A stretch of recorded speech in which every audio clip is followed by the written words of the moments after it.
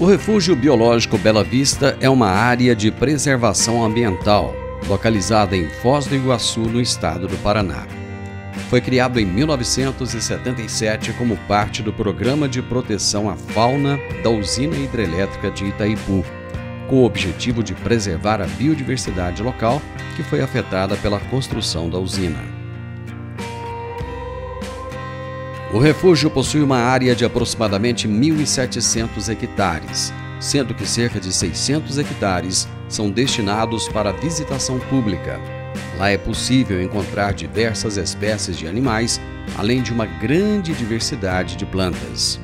Ali conhecemos um projeto de preservação das matas ciliares e áreas de proteção ambiental ao redor do lago. São milhares de hectares reflorestados. A criação de peixes em tanques-rede, aproveitando o recurso hídrico em abundância, é uma forma de gerar renda e melhorar a qualidade de vida das populações que habitam aquela região. O reservatório tem uma extensão em linha reta de 170 quilômetros, então de Foz a Guaíra são 170 quilômetros. A Itaipu indenizou uma faixa, que nós chamamos aqui faixa de proteção, essa área reflorestada no entorno do reservatório, que tem aproximadamente 210 metros de largura, e a extensão dessa poligonal da linha de divisa de Foz a Guaíra, nós temos 1.397 quilômetros. Nesse trecho, nós temos aproximadamente 2.700 vizinhos. São agricultores e até algumas áreas urbanas, nós temos em torno de 2.700 vizinhos e a gente faz o cuidado de toda essa área.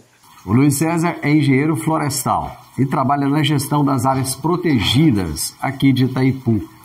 Como é que é feita essa gestão, Luiz? Bem, hoje a gente tem uma faixa de vegetação em torno do reservatório, que a finalidade dela é justamente proteger a água do reservatório, visando ter um reservatório com uma qualidade boa de água. Ao mesmo tempo, no contexto regional, ela tem uma relevância ecológica muito forte, funciona como um abrigo tanto para espécies da flora quanto da fauna e funciona como um grande corredor de biodiversidade para a região.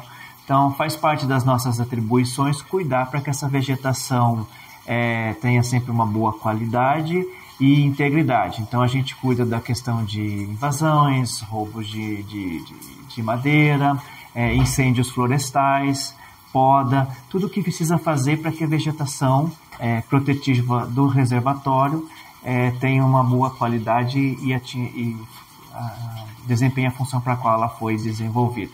Existe uma ideia de que toda vez que se faz um reservatório, tipo esse aqui, que isso vai mexer no meio ambiente e vai destruir. Mas o que a gente observa aqui é o contrário. Vocês têm um cuidado muito grande com a preservação. O que um reservatório como esse altera no meio ambiente? Bem, o que a gente observa aqui, principalmente a configuração do ambiente, com certeza ela é modificada. Mas, ao mesmo tempo, é uma oportunidade para você trabalhar a compensação disso tudo na forma de se investir num território muito maior e para que ele atinja uma conformidade ambiental de forma que ele também tenha um papel ambiental relevante. Então, não se pensa só no impacto, mas também nas possibilidades de trabalho que isso gera na região, associado, claro, à finalidade para a qual ele foi projetado. Vocês têm toda uma preocupação social com as comunidades, com as pessoas ribeirinhas. Como é que é esse trabalho da Itaipu com essas comunidades? Bem, existem áreas específicas, existem equipes dedicadas a isso. Então, nós, por exemplo, nos dedicamos a cuidar da gestão da vegetação. Então, não seria especificamente o nosso trabalho aqui. Mas o que a gente observa, como tudo está interligado, faz parte das diretrizes de Itaipu. Produzir água com sustentabilidade. Produzir energia elétrica com sustentabilidade, e isso então passa pelo cuidado com a qualidade da água e com a qualidade da população que também depende dessa água e que, de certa forma, é abrangida pelo contexto como um todo. Um trabalho desenvolvido com plantas medicinais, cultivando mais de 200 espécies, serve também para a distribuição de mudas e da valorização da medicina natural e tradicional. A gente faz a conservação das espécies de plantas medicinais, os mudas, né, dessas espécies e doa para toda a população aqui que abrange o atendimento da Itaipu. E a gente doa muitas plantas para a área rural, né, para os municípios da região, mas também atende a população urbana, né? Cerca de 11 espécies de abelhas sem ferrão também são preservadas no refúgio. Estou com a Flávia, que é bióloga e é responsável por esse meliponário. O que é um meliponário, Flávia? Bom, então o meliponário, na verdade, é uma estrutura que a gente cria, onde a gente pode manter algumas espécies de abelhas, né? Nesse caso aqui, a gente tem 11 espécies mantidas em caixas de criação, né? Que são essas estruturas, essas caixinhas, onde cada espécie constrói a sua colônia, o seu ninho, e assim elas podem viver aí ao longo do tempo. E é interessante que vocês trabalham com abelhas sem ferrão. Isso. Por que essa opção?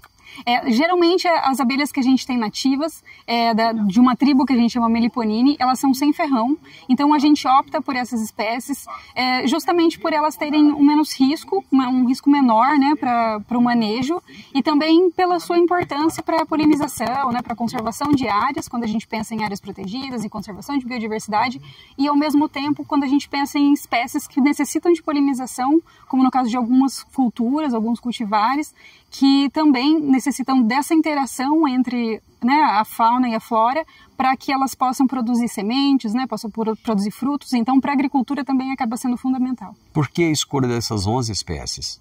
Essas 11 espécies são as que a gente registrou, algumas aqui nessa área de proteção da Itaipu, né, que são 2.000 hectares, chamada Refúgio Biológico Bela Vista.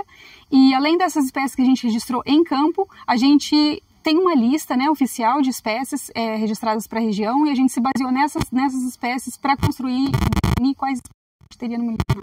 Os agricultores familiares não foram esquecidos e fazem a produção orgânica de frutas que são comercializadas nos comércios e feiras nas comunidades ao redor do parque. Que é uma propriedade orgânica que faz uso daquelas tecnologias que a gente estava verificando ontem lá, que são desenvolvidas na estação experimental.